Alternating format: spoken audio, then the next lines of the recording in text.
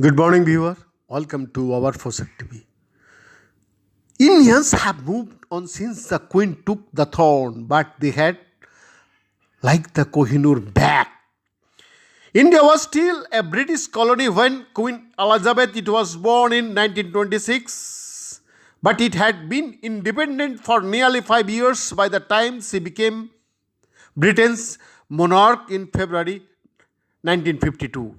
Britain, at that time, though less powerful than in the heyday of the empire, was still a major world power. India was just starting out. How things have changed.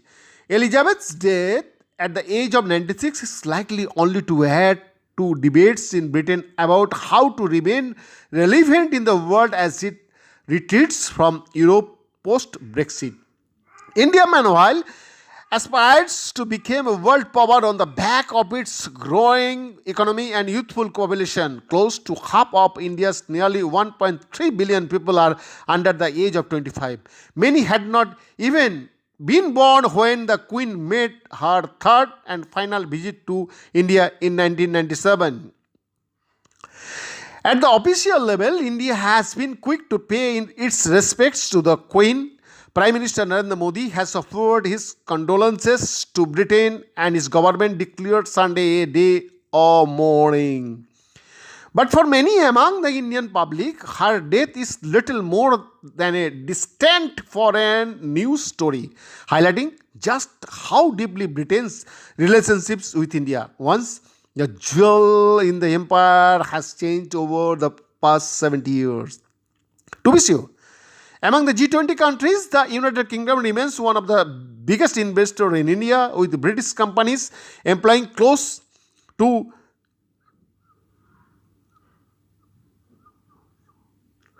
8 lakh people in the country, according to a 2017 report, and bilateral relations remain strong. But while British leaders open side trade with India as an opportunity in the post-Brexit world, India leaders devote more energy to building ties with new partners. When Theresa May became Prime Minister in 2016, she came to India on her first bilateral visit outside Europe, bringing a large state delegation to drum up business for Britain in the aftermath of the Brexit referendum. And Boris Johnson planned to visit the country in April 2021 in what would have been his first trip to Asia since becoming Prime Minister in 2019, but was forced to cancel after COVID-19 cases in India soared. He later visited in 2022. In contrast, India's leader Narendra Modi visited more than 25 countries, among them resource-rich Turkmenistan, before finally making it to the UK in 2015. Which makes sense. Back in 2000, Britain's economy was more than 3 times the size of India's. By 2019, India had surpassed Britain in the rankings according to the World Bank figure. Meanwhile, British leaders often talk about the links of the past, ties of history, language and culture between the two countries. That's from a 2013 speech by the then British Prime Minister David Cameron. But many Indians are far more concerned with the future. Take the idea of the Commonwealth, so often invoked by ardent Brexiteers as an alternative to the European Union. In India, the grouping is handily over talked about. Case in point, the 2018 Commonwealth hits of a government meeting in London when Prince Charles was named as the Queen's successor as the body's ceremonial head. Modi was there, but the headlines in India were not about the goings on at the summit. No, the focus was on Modi's outing at a public event with the Indian diaspora in central London and bilateral meetings with his opposite number at number 10. Why?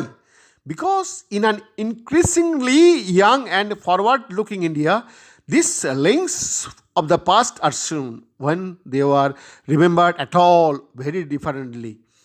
In the wake of the Queen's passing, multiple young people who spoke to the reporter in India's capital, New Delhi, said they associated the monarchy with a colonial past they had marked by violence. If you don't see people mourning the death of Queen Elizabeth in India, it is because she does not have that connection with the new generation of Indians, Ravi Mishra said. She was in a position of power for 70 years when she could have done a lot. You know, all the bad that the British did to this country and to other countries around the world, she did nothing. Sandeep Gandhotra said the British took everything from India.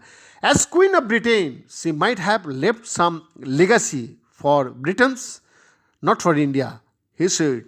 A point of contention for many Indians is the monarchy's continued possessions of one of the world's most famous gems, the 105.6 carat Koh-i-Noor diamond. The diamond was unearthed in central southern India and passed through the possessions of Indian princes and kings before ending up in British hands in 1849. The diamond should have come back to India a long time ago, Mr. said, but we all know the Queen did not do anything, so I am not surprised that it is coming back to the country.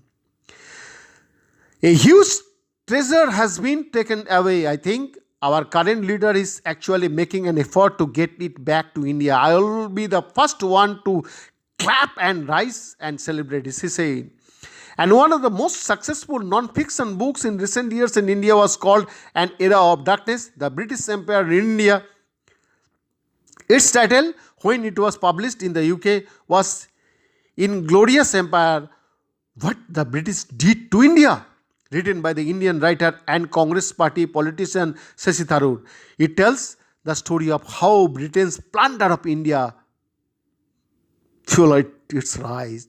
The book followed a speech Tharoor gave during an Oxford Union debate in 2015, arguing for the motion that Britain owes reparations to her former colonies that went viral, with at last count more than 9.6 million views in YouTube. Importantly, Tharoor was not arguing for a particular monetary sum. We are not arguing specifically that vast sums of money need to be paid. The proposition before this house is the principle of owing reparation. The question is there a debt? As far as I am concerned, the ability of acknowledge a wrong that has been done, to simply say sorry, will go far longer way than some percentage of GDP in the form of aid, Tharoor said.